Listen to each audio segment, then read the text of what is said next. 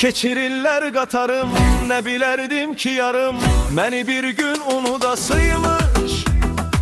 Ötən eşqin həvəsi, ürəyin xatirəsi, o anın əksi sədasıymış. Keçirirlər qatarım, nə bilərdim ki yarım məni bir gün unudasıymış. Ötən eşqin həvəsi, ürəyin xatirəsi, o anın əksi sədasıymış. Yaşımız 20'den öttü, kapını ayrılık örttü. Bu məhəbbət görəcəkdi, ürək əvvəlki ürəkdi. Çox uzaqlaşdı könüllər, daha qeyb olsa da illər. Ürək əvvəlki ürəkdi, ürəyə sevgi gərəkdi.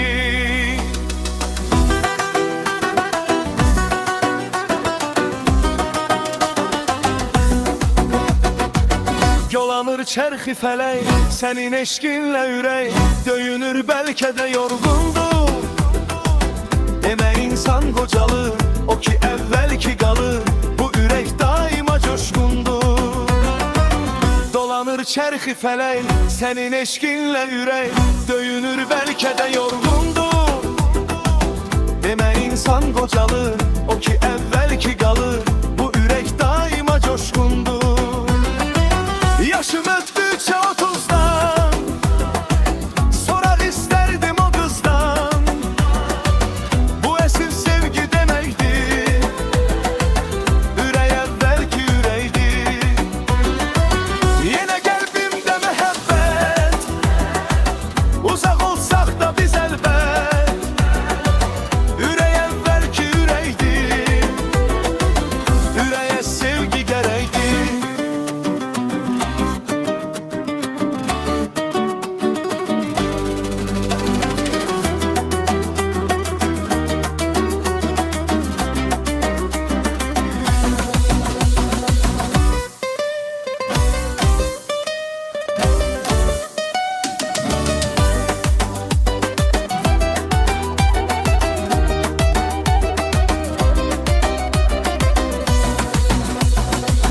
Qovuşubdur yaşayaş, o ötən günlərə kaş qaydaydım, yaşad olsam da. Günə ayıl çaladım, heç özüm anlamadım, 3-10 illik qalıb arxamda. Qovuşubdur yaşayaş, o ötən günlərə kaş qaydaydım, yaşad olsam da.